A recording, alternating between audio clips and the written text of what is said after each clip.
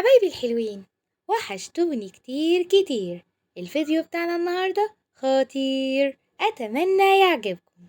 هنعمل النهاردة البسبوسة بطريقة سهلة وكمان ناجحة جدا، وأي حد نعملها يبدأ يسمي الله وينصلي على الحبيب قلبك يطيب. معانا بولة على النار، لازم تكون غويطة، كسرولة غويطة، حلة غويطة. هنحط فيها كوباية سكر، ده نص كيلو، هنعمل نص كيلو. معانا تلت كوباية مية عادية جدا. تمام. نسيب السكر بقى مع المية يتكرمل. الكمية اللي هعملها على نص كيلو دقيق بسبوسة، حابة تضعف الكمية انتوا راحتكم. تمام. نبدأ نقلب بقى في السكر على نار متوسطة. أول ما يبدأ السكر يدوب في المية هننزل بمعلقتين كبار عسل نحل. تمام. هنقلب كل المكونات دي على نار متوسطة علشان ما تعليش النار، يتحرق منك الكراميل وينبوظ كل حاجة. تمام. بعد بقى ما هنقلب السكر والمية والعسل مع بعض، على طول قلبيه، واوعى تجيب عطراتيف سكر، هيتحرق منك وهيطلع ريحة مش كويسة. تمام. نقلب كده بالراحة وابعدوا على ايدكم عنها. لازم السكر يدوب في المية علشان يطلع لنا اللون المظبوط ده. البسبوسة دي هتعمليها في رمضان، لو عملتيها بالطريقة دي تقريبا يوميا، سهلة وطعمها زي بتاعة المحلات بالظبط. بس أنا في الفيديو ده عملت غلطة، بس كانت مية مية، هقول لكم ساعة الغلطة. تمام. هنقلب بقى كل المكونات دي مع بعضها لغاية لما السكر يبدأ يغير لونه. نقلب من الطراطيف، ما نخليش السكر يجي من الجناب علشان ما يتحرقش. السكر بدأ يغلي معانا اهو، ما نخافش خالص، نوطي النار ونزيد في التقليب، واوعي ايدك عن السكر او ابعدي الاطفال خالص. ولازم تكون الحلة او الكسرولة غويطة. اول بقى ما السكر ايدك على طول فيه هيبدأ يغير لونه، بدأ يغمق اهو، هننزل بايه؟ بكوباية سمنة أو زبدة. تمام. كوباية سمنة أو زبدة. هنقلب بقى كل ده مع بعضه لغاية لما السمنة والسكر والمية يدوبوا مع بعض، وما ننساش معلقتين العسل. هنقلب بقى كل ده. أنا قلت كوباية سمنة أو زبدة. تمام. يعني ما تضعفيش نفسك وتقولي ما عنديش زبدة، مش هينفع سمنة، لا السمنة تنفع. خلاص السمنة بدأت تسيح معانا في السكر، والنار تبقى مش عالية خالص. تمام. بعد بقى ما هنبدأ كل ده يسيح مع بعضه، هننزل بكوباية لبن، تبقى مش سخنة ولا سقعانة، دافية. ننزل بقى كده بالراحة، وأول ما هننزل هيبدأ يفور كده، فعشان كده هنستعمل احنا حلة أو كسرولة غطي. ما تخافوش أبدا من السكر لو كرمل كده لوحده، ما تخافوش خالص، مع التقليب المستمر هيفك معانا على طول. بس انتي ما تخافيش وانتي بتعملي حاجتك، وهتبقى مية مية، كلنا بنتعلم من بعض. تمام. نقلب بقى السكر مع اللبن والسمنة. أنا بقى في الوقت ده جبت حبة جوز هند، رحت حطاهم مع الخليط ده، كان المفروض يتحط على الخليط اللي هو السميد بتاعنا، بس أنا نسيت وحطيتها مع الخليط ده، هو المفروض يتحط في المواد الجافة. تمام. بعد ما هنقلب كل ده مع بعضه، السكر الوقت هيسيح مع اللبن. شايفين جوز الهند ظهر اهو، المفروض ما كنتش حطيته هنا، بس نسيت خالص. بدأ بقى نقلب كل ده، بس كان طعمه تحس ان جوز هند مكرمل، ما اتحرقش مني.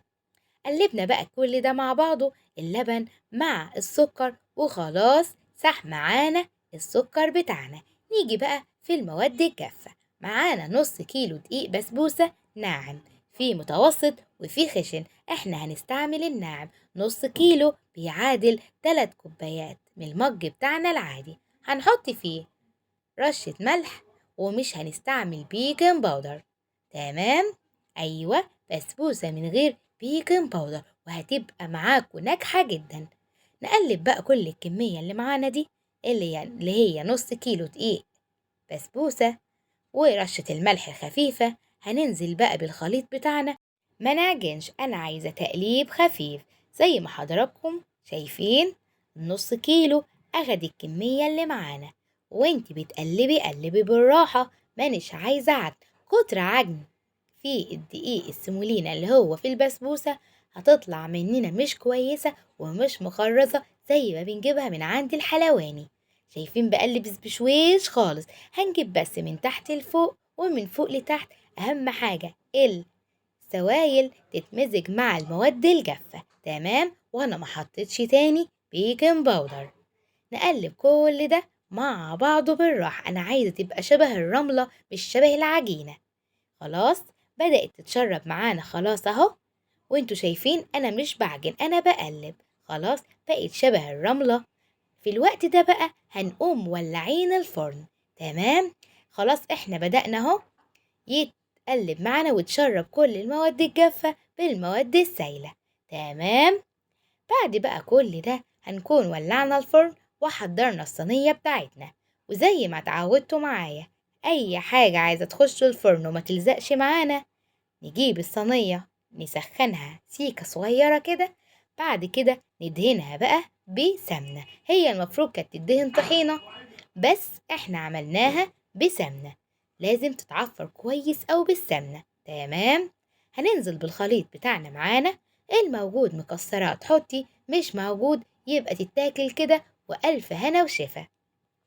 الصينية دي مقاس 26، تمام. مش عارفة مقاس الصينية، نقلب الصينية على ظهرها وهتجيبي المسطرة وتقيسي كده. حلو وسهل وكل حاجة سهلة بالنسبة لكم.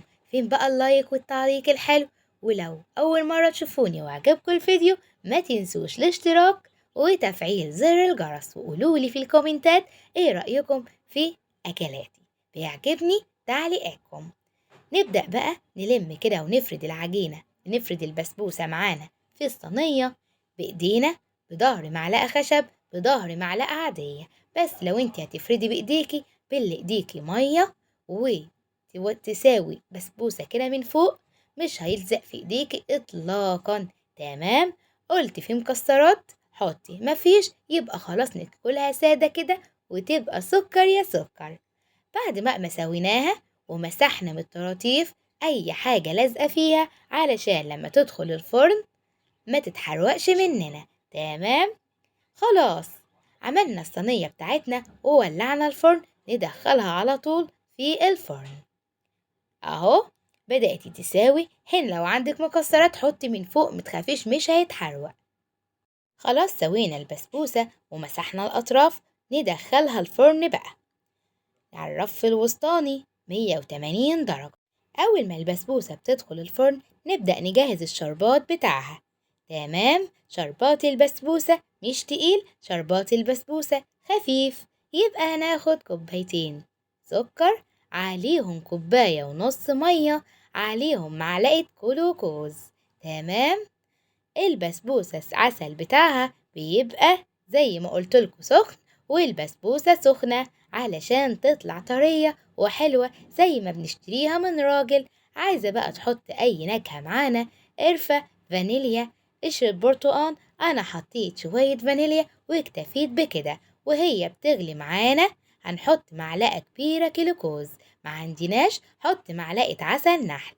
وهو بيغلي كده هنعصر نص ليمونة وهنعد 1 2 لغاية 10، بعد كده هنطفي. اهو البسبوسة بدأت تتحمر من الجناب، يبقى كده بدأت تستوي. يبقى خلاص نولع الشواية ونخلي بالنا قوي. جوز الهند ظهر اهو، ونحط بقى الشربات بتاعنا وهو سخن والبسبوسة سخنة، ونقول تا تا تا تا، بسبوستنا جهزت. العسل حلو ازاي؟ عايزيها بقى طرية غطيها وحطيها في الفرن نص ساعة. شايفة مرملة ازاي؟ ولا طعمها يستاهل بقكم. يلا اعملي البسبوسة وحلويات البسيطة في بيتك وساعدي أسرتك. وكمان لازم طبق الحلويات في رمضان، ساعدي بقى ضيوفك وجننيهم بشطارتك. شايفين عاملة ازاي؟